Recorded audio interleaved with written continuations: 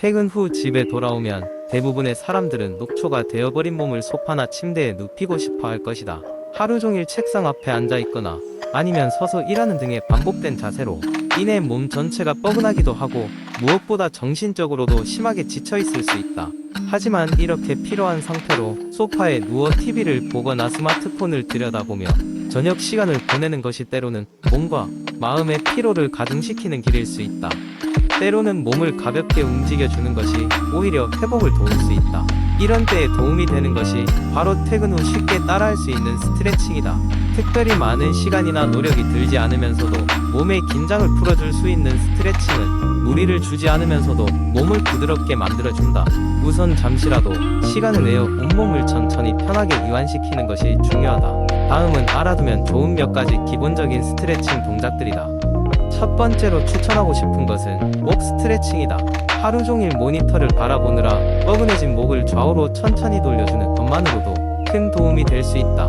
고개를 천천히 오른쪽으로 기울이고 반대편 손으로 살짝 눌러주는 동작을 10초 정도 유지하고 반대편도 같은 방법으로 해준다. 이때 너무 세게 당기지 않도록 주의하는 것이 중요하다. 두 번째는 어깨 스트레칭이다. 팔을 높이 들어 올리고 머리 위로 교차시켜 손바닥을 맞잡은 후 팔꿈치를 최대한 쭉 펴면서 상체를 좌우로 가볍게 흔들어준다. 이런 동작들은 굳어있는 어깨의 근육을 풀어주고 혈액순환을 촉진시켜 어깨의 결림을 해소하는데 큰 도움을 준다. 세 번째로는 허리 스트레칭을 추천한다. 양손을 허리에 얹고 천천히 허리를 좌우로 돌려주는 것만으로도 하루 종일 누적된 허리의 피로를 풀어줄 수 있다. 특히 허리의 결림은 쉽게 허리 디스크로 이어질 수 있기 때문에 평소에 꾸준히 스트레칭을 해주는 것이 필요하다. 마지막으로 다리 스트레칭을 생각해 볼 필요가 있다. 야외에서 많이 걷거나 서 있는 시간이 긴 분들에게 특히 적합하다. 먼저 의자나 침대에 가볍게 걸터 앉아 한쪽 다리를 앞으로 쭉 뻗고 발끝을 잡아당겨준다. 이때 무릎을 너무 허락하지 않도록 하고 자신의 몸 상태에 맞춰 무리하지 않는 것이 좋다. 퇴근 후에 하는 이러한 간단한 스트레칭들은 육체적 활동의 부족으로 인해 몸이 경직되고 근육이 무리되는 것을 예방하는 역할을 한다. 또한 스트레칭은 혈액순환을 촉진해주고 마음의 스트레스도 어느 정도 해소할 수 있게 도와준다. 퇴근 후 하루 10분 정도의 스트레칭 습관이 만들어진다면 건강한 몸은 물론이고 더 건강한 마음으로도 바뀌어 갈 것이다. 이러한 습관을 통해 건강을 지키고 더 활기차게 일상생활을 즐기는 것이야말로 진정 한오라벨을 실현하는 길일 것이다. 두 번째 이야기. 옛날 옛적에 건강 트렌드가 계절처럼 오고 가는 분주한 도시에서 피트니스와 웰빙에 관심이 많은 친구들이 모여 있었습니다. 그들 중에는 다이어트 유행에 회의적인 알렉스, 모든 건강 트렌드를 열렬히 따르는 샘, 과학과 실용성의 균형을 맞추고자 하는 영양사 제이미가 있었습니다. 어느 맑은 오후, 그들이 지역 카페에서 주간 브런치를 위해 모였을 때 샘은 최신 슈퍼푸드에 관한 기사가 실린 화려한 잡지를 꺼내며 신나게 외쳤습니다. 이거 봐, 아사이베리와 스피룰리나에 대해 들어본 적 있어? 놀라운 음식들이래. 샘은 호기심 어린 눈빛으로 말했습니다. 알렉스는 아이스 초록 스무디를 마시며 눈을 굴렸습니다. 또 시작이네 라고 중얼거리며 말했습니다. 지난달에는 케일이었고 그전에는 퀴노아였어. 언제 끝나지? 제이미는 두 입장을 이해하며 웃었습니다. 사실 슈퍼푸드는 꽤 흥미로운 주제야. 제이미가 말하기 시작했습니다. 하지만 과대 광고를 뚫고 그들이 실제로 무엇인지를 이해하는 것이 중요해.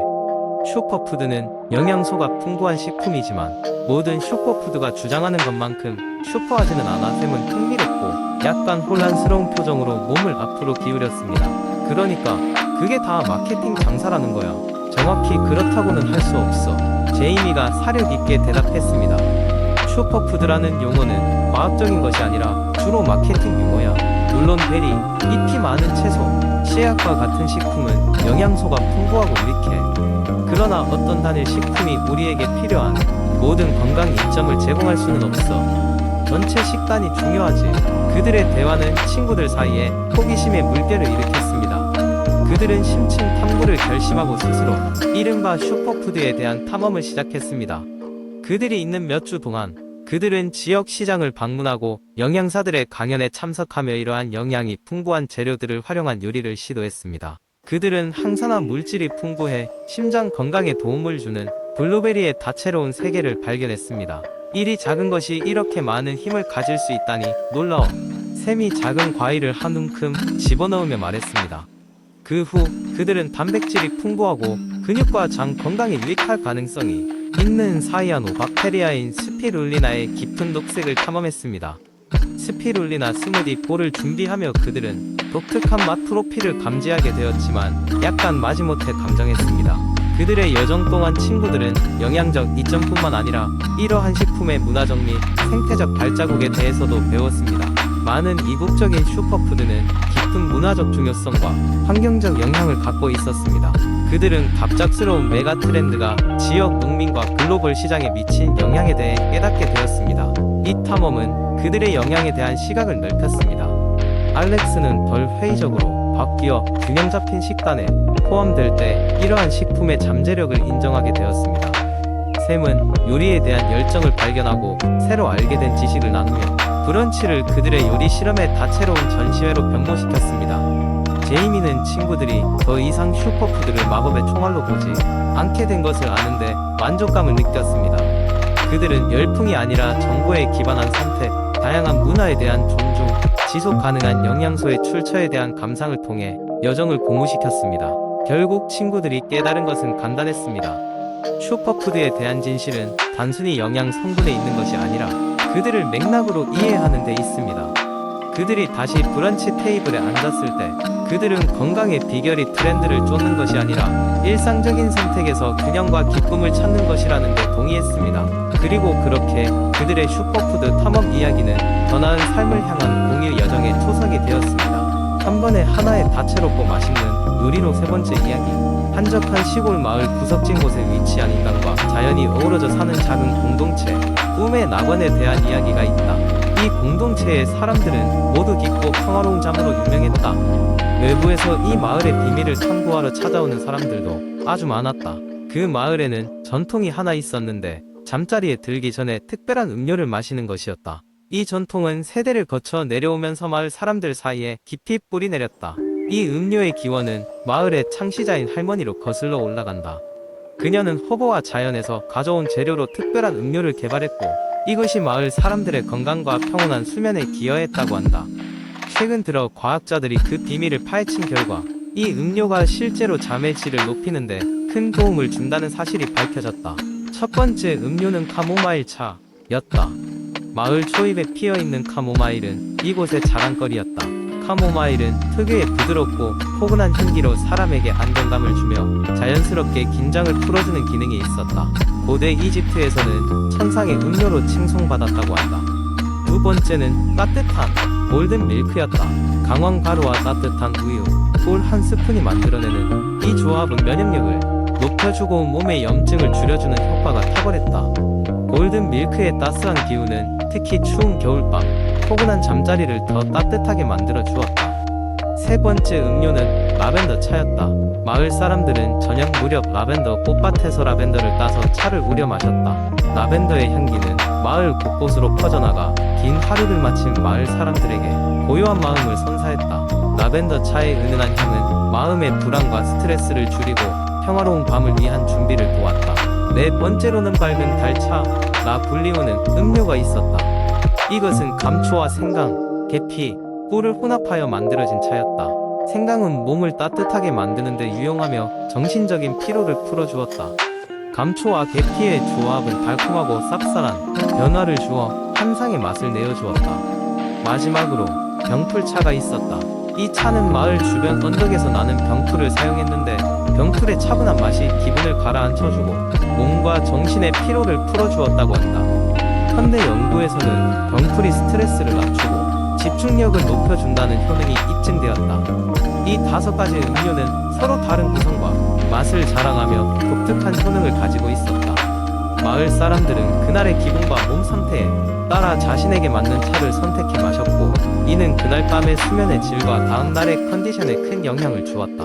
결국 이 비밀 레시피들은 마을 사람들로 하여금 깊고 무너지지 않는 평화로운 잠을 선사했으며 외부 세계의 많은 이들도 그 매력에 끌려 들어와서 잠시나마 이들만의 편안함을 경험하고 돌아가곤 했다. 오늘날 꿈의 낙원은 단순히 좋은 잠을 위한 곳을 넘어 몸과 마음의 치유를 제공하는 특별한 안식처로 알려져 있다. 네 번째 이야기. 어느 날 아침, 나는 일상의 피곤함을 극복하기 위한 완벽한 아침 식사를 찾고자 결심했다. 매일 아침 졸음과 싸우며 겨우 일어나 출근길에 오르던 나는 하나의 깨달음을 얻었다. 아침 식사가 나의 하루를 좌우할 수 있다는 사실을 말이다. 그래서 나는 다양한 아침 식사 메뉴들을 탐구하고 맛보며 나에게 가장 적합한 식단을 찾아 나섰다. 첫 번째로 도전한 것은 전통적인 한식 가침이었다. 가치은 따뜻한 밥에 신선한 나물, 달걀 프라이와 함께 조리한 김치찌개는 식욕을 자극했다. 함께 곁들인 두부조림과 멸치무침, 그리고 신선한 김치는 한국 전통의 맛을 전하며 에너지를 충전시켰다. 든든한 밥심 덕분에 이른 아침에도 불구하고 맑은 정신으로 업무에 집중할 수 있었다. 하지만 아침을 매일 이렇게 준비하기에는 시간이 많이 걸렸고 보다 간편하면서도 효과적인 방법을 찾아보기로 했다. 이번에는 서양식 아침 식사에 도전해 보았다. 날마다 손쉽게 준비할 수 있는 스크램블 에그, 와플, 그리고 바삭한 베이컨을 선택했다. 여기에 촉촉한 버터 토스트와 신선한 과일, 샐러드를 곁들이니 색다른 즐거움이 있었다. 특히 비타민과 섬유질이 풍부한 베리류 과일을 함께 섭취했더니 소화도 잘 되고 활력이 넘쳤다.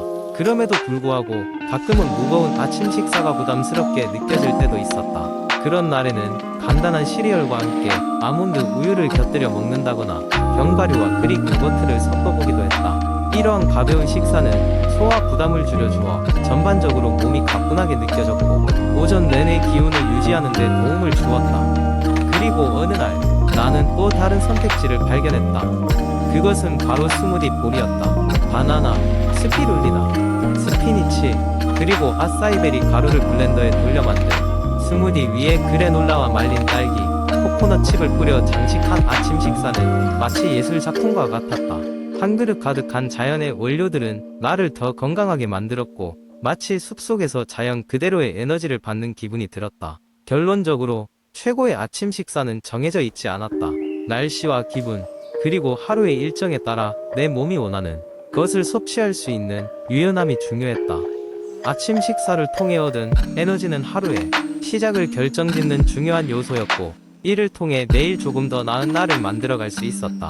결국 음식은 단순한 연료가 아닌 나를 위한 특별한 시작을 알리는 신호였던 것이다.